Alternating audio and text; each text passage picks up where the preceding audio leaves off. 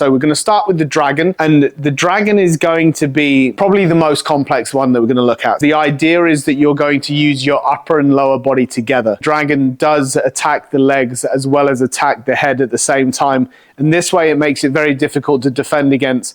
Also very difficult to train as well. We're going to work from a jab cross, which is probably the best way to work most of these applications. Left and right punches are obviously the most common thing that you're going to meet when you're out on the street or with somebody who's maybe even just had a little bit of training. We very rarely address the jab with anything more than a check because it's really quick, and trying to do any applications on the jab, you're just going to catch the cross midway through. So best to palm that one away and then just work with the heavier, slower shot. If we get that movement, if I'm here and I go 1, 2, then as I step in, I can take the inside of his knee, and at the same time I can strike across and then peel him back.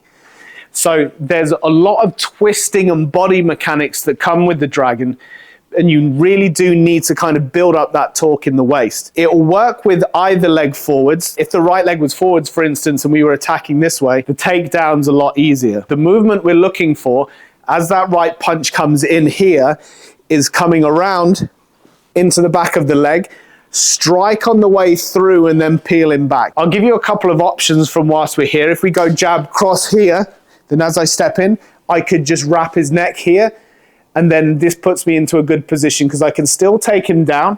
I just hold on to his neck and do his neck some real damage. So one of the biggest things is making sure that your opponent is occupied so they can't plan their own attacks. So with this right punch up, I'm going to slam my knee into the inside of his leg, so right up that femoral artery here. And then at the same time, the elbow comes around, or the arm can come around depending on what you want to use. So strike as you step in, and then elbow as you come back. And that way you're going to hit him in 2 different directions in very quick succession. Okay, so that's just kind of one idea of how to use the dragon. The basic concept is you want to be attacking high and low simultaneously and striking backwards and forwards with the power that you generate from twisting that waist. When you work this with different people, you're going to get different results, and you're going to have to be able to adapt on the fly, because otherwise you're going to be in real trouble. If I try to do the same thing to Wilson as I've done to Dan, that's when I'm going to really struggle. So what we do is we set up exactly the same way. He's obviously a lot taller than me. His range is a lot bigger, so that gives me so much more work to do. So you go jab, cross here. So I need to be in so close that it makes it uncomfortable for him. I've attacked the inside of his leg if I can get there. I can strike through on liver 13 coming this way, and I can strike back on liver 14. Now from here, I can now capitalize on that strike because my hands are both primed for attacking the head. So from here, there's my power. I'm not going to try and take him down because he's so much bigger and so much heavier than I am. So if we do it just a little bit quicker from here, you see, I'm going to sit straight in here. I'm nice and close. He's going to find it difficult to punch me with that, though I can't stay here too long. Otherwise, he's going to throw me back. So I need to work with the momentum, strike in, and then I can come up over the top with my other arm. Now, what's quite nice from here is that I've got such a close access to the head that I can literally reach round and pull him in. So now it's going to make his life very difficult because he's being pulled down to my level. So we'll just go a little bit quicker. I'll work into that position. So from here, and from that position, I don't have to take him down. I can just choke him out from that position. So you can try it into chokes, you can try it into takedowns, you can try it with just striking. That's going to work equally as well.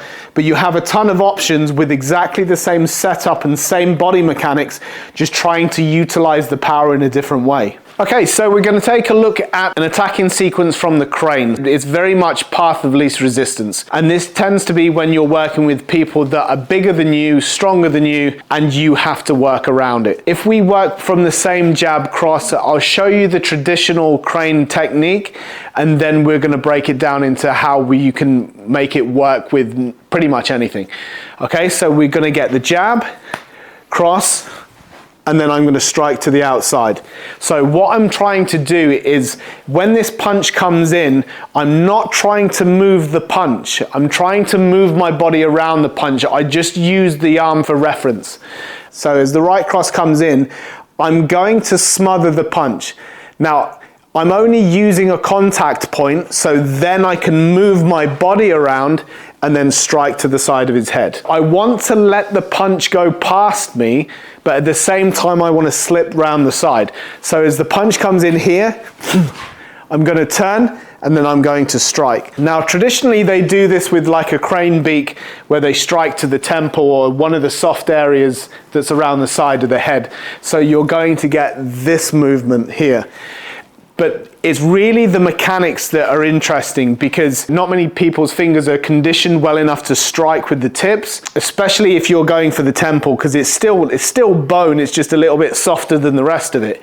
So that's really hard. Though if you use like a hammer fist or even just a hook punch, it works exactly the same way. You really want to be on the outside, especially if you're working with a bigger person, because they are just going to hammer you for strength and obviously distance as well. So if you don't make that space up initially, you're going to be continuously chasing it when he knows that you're after it. The tricky part of this technique is going to be the scooping hand on the inside of that right punch. Okay, so we're going to go one here. So my elbow has to be high to allow his punch to carry on straight, as well as allowing me to move to the outside.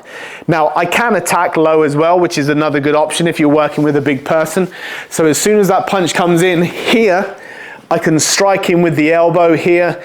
I can come in, take him into locks and other things for my training. Obviously, it probably won't work in reality, but it's good for the technical practice. So as soon as that punch comes in here, boom, that gets me inside, and that allows me to access those targets that I can't reach from back here. Okay, again, don't try to work it off the quicker punches like the jab, because it's too fast and you're not going to be able to get a good enough purchase on it to move your body. So wait for that big right cross to come in, and then you're going to move around the side. As you're doing this, make sure that you're working from a straight right punch. If I try to go to the outside and it's a wider or a hooked punch, then I'm just going to step into the line of it. These techniques are used for moving after the punch has been thrown and making sure that it's a straight punch and not a hook punch. So from there, 1, 2. And then you can follow up with whatever you need once you're inside the range. For the next one, we're going to take a look at Panther or Leopard. This is going to be short to mid-range. The kind of attribute is speed. So we're looking at a faster or a higher work rate than our opponent. It's not really limited to any particular techniques. If your hands are slightly further forwards, this is going to allow you to strike a lot quicker. With the Leopard, you have a lot of these chambered positions with the hands and the wrists. You're going to be having the wrist under tension and the elbow under tension, and you're going to cause these angles, which are going to allow the deflections to happen at the same time that you strike them back. So it's nice and easy. You can go boom like this, and again, you're allowing the hands to move around and pick up the punches, but always looking to strike forwards. Because they're faster strikes and not quite so heavy, you want to aim for kind of more vital areas, neck, eyes, some of the softer targets that you can get more damage done with less power. Right, okay, so we'll go through slowly so you can see the sequence. So as he throws the first one, you're going to strike in towards his head. As he throws the next one, you're just going to smother and strike to his head again. Now the hand is going to strike to his neck. Now you have the arm covered. Even if he wanted to rethrow that left hand in, you can pick up and strike around.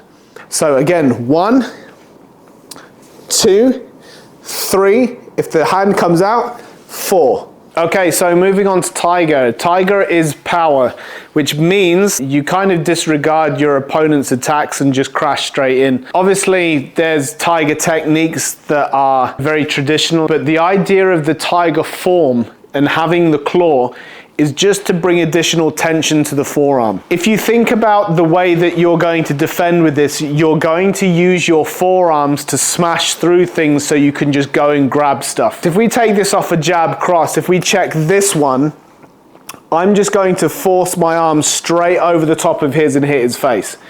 Now, it's very simple, but that's just because the power in it is designed to just overwhelm your opponent. There are more technical tiger techniques to do, but really what you want to get is that kind of attribute where you're just going to crash in and smash your opponent. From like a sparring position, we want to check that jab, and then when the cross comes in, that's when we go straight into the face. So you can use the other hand to smother and then smash straight through. You can also do it where you check the jab and you come straight over the top here and then follow up. And this is going to be your overpowering technique. Your overpowering technique can come from the inside as well. So you can check and you can come straight up in the middle. And what I'm doing is just using my forearm to smash his punch out of the way, and then the hand goes into the face. The power is really the intention that you're putting behind it. It's not so much about trying to get these techniques to look like a tiger. That's not the point. You can do it with fists when you're boxing. You can just smash in and then just roll in and crash. You're kind of taking a little less regard for the hits that you take to maximize the damage on your opponent. So again, think about your forearms being your kind of windscreen wipers. They're going to take anything out so then your other hand can strike in. But just from a technical aspect, it should be palm strike and then grab hold. And the reason for this is because no matter what you pick as a target on the opponent's body, you want to hold it so then you can smash it again. If it happens to be a face and from here, then you want it to be in the same place as you roll your next heavy shot in. Same thing, if it's an arm, for instance, and I'm coming up on the inside and I'm slamming that, I'm gonna crack into his face here, and then it might be that I just slam down and break his arm. The intention is that you're just going to break things on your way in, and the conditioning should really help with that. So again, you can come from the inside and claw out, you can come from the outside and claw in, you can crash over the top. Just make sure that you have a nice strong structure of your forearm, so then you can deal with all of those shots as they come in. So we're going to move on to snake. When it comes to a lot of these, there's a time and a place for all of them. Now with the snake, what we're going to do, we're going to focus on precision.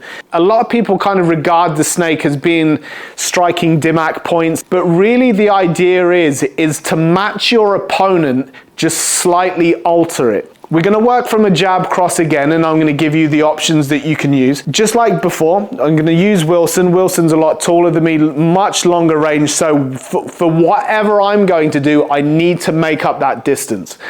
So from the jab, I just want to swat that one away. I'm not really that bothered. It's a kind of lighter, uncommitted punch.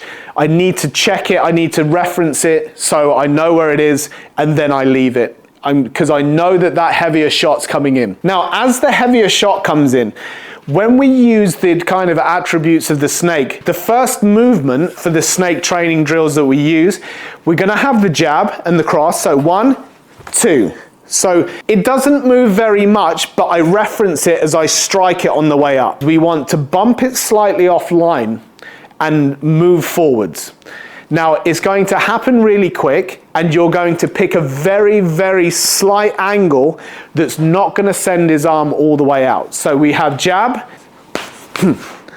Okay, so I'm going to have to move my body as well. That reference point allows me to just move in slightly. That's not going to get me safe yet. So if I'm slightly across and he punches across the line, I'm going to use my other hand. So we have jab cross. 1, 2. Now, I've done the same thing on the outside. I've managed to make up a bit of space. His punch is pretty much on the same line, but now I have to strike his body, and this is where we really need to be quite precise with our strikes.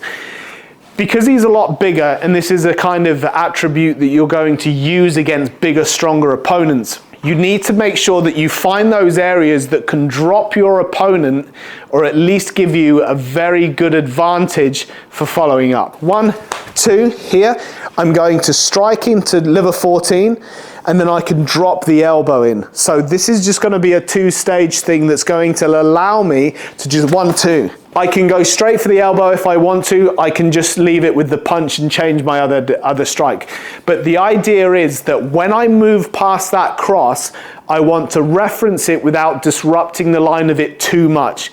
So 1, 2. Here. So that's my slip underneath. So I've got my strike here. I can switch round and I can hit with my uppercut into the ribs, or I can even take that final shot, which is over the top. If I'm moving on the inside, which is something that you're going to have to practice as well, because you might not get a chance to choose. So what I'm going to do is check 1 here, and the same thing. I glance off the inside of his arm, and then my hand re-attacks straight in towards the neck. Now from here I can get in nice and close and I can kind of disrupt his whole advantage with having that range, but I need to move my feet in. So we're gonna get a fairly hard punch off of that right. So 1, 2, and that gets me into this position here. Now I can start to strike into the vital areas. I've got his neck here, I've got the back of his head, so gallbladder 20, I've got bladder 10. But when you're moving in using these attributes of the snake, you want to be looking to try to cut the line off ever so slightly, but still moving in without getting hit.